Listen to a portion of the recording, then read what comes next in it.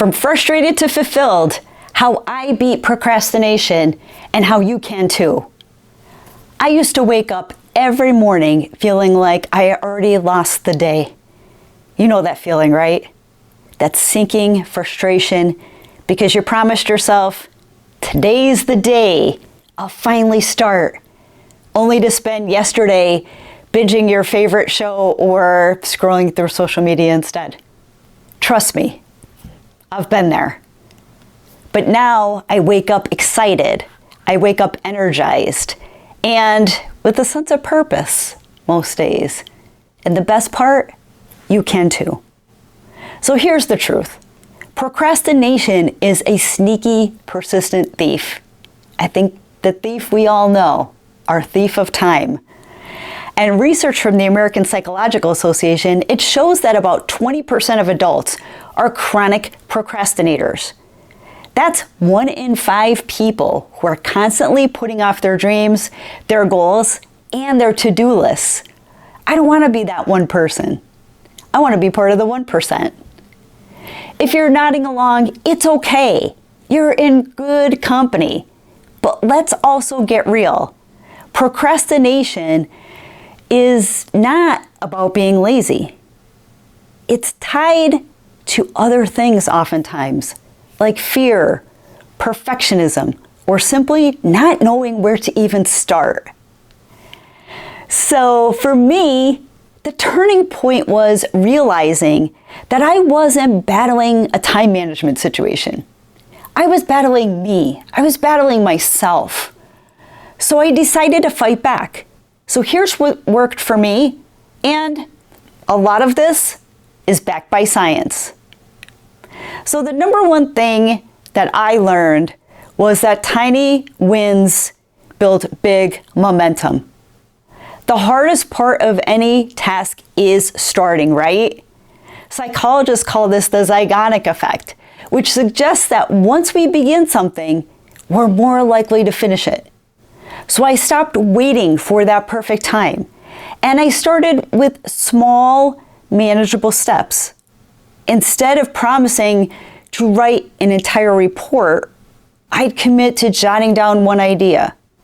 One idea became 2, and before I knew it, I was in the flow. A second tip or second area that really helped me a ton is the power of 5 minutes. So this one is a game changer. I told myself, you only have to work on this for 5 minutes. Set a timer. That's it. No pressure to do more. But here's the catch. Once you start, you often keep going. It's like tricking your brain, in a sense, into taking action. So studies show that this strategy, this mental trick, called the micro-task method, it can drastically reduce procrastination.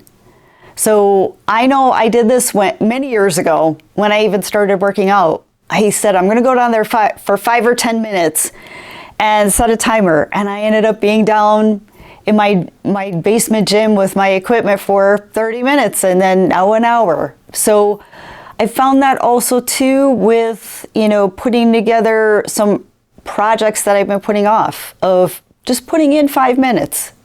And when that alarm goes off, I know I need a lot more time. And I'm actually enjoying the task once I start getting in the deep there.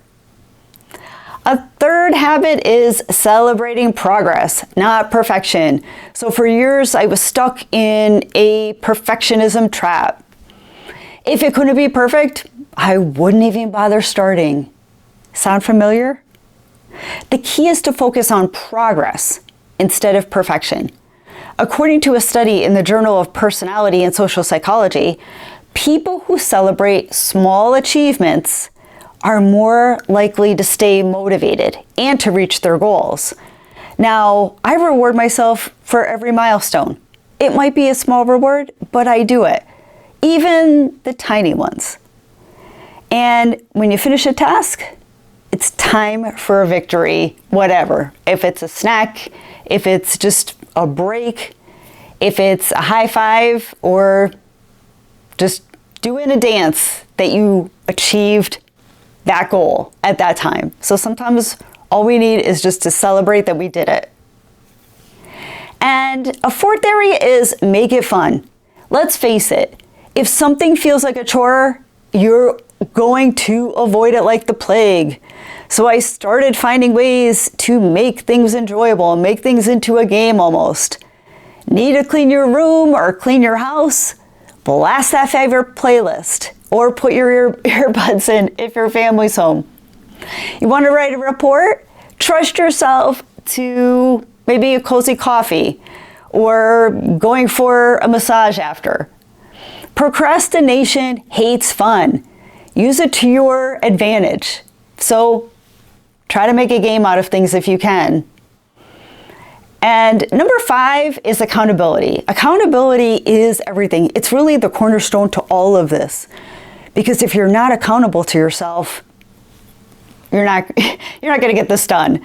So finally, I stopped trying to go it alone. I tried the path of telling friends about my goals and talked to some, folks that I talked to online just to, set up some friendly check-ins because I needed an accountability partner. But what I found was a lot of the people that I'm friends with, they sugarcoat things. So they don't necessarily tell me the truth. And the other friends that are not sugarcoaters are just Debbie Downers. They make you feel like what you're trying to do is stupid. So I found a lot of that. I found a lot of judgment.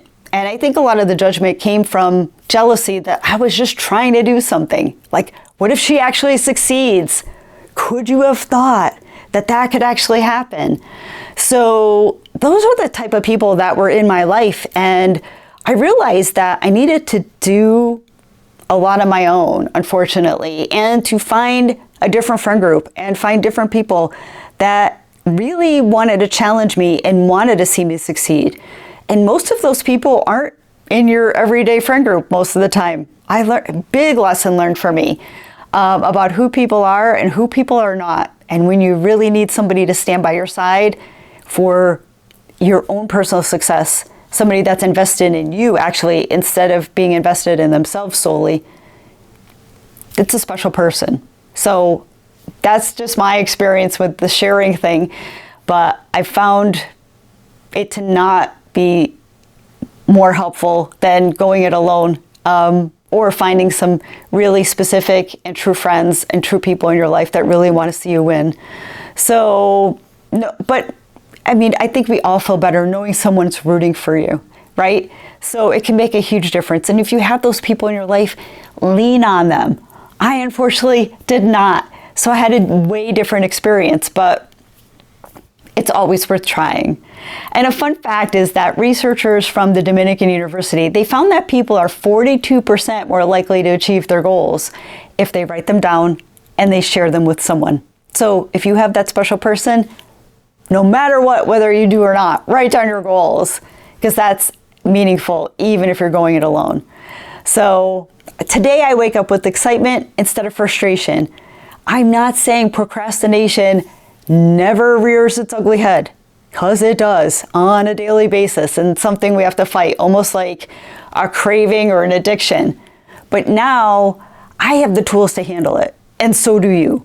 So what's the one thing that you've been putting off? Start small. Start messy. It's always the messy middle in between going from 0 to hero, right? Just start. Because the life you want is waiting on the other side of all your fear. And it's the first step that's the hardest. It's right in front of you. Your success is right in front of you. You just have to get out of your own head and believe in yourself. So share this with someone you know is procrastinating and consider subscribing if you found this content valuable. I will see you in the next video.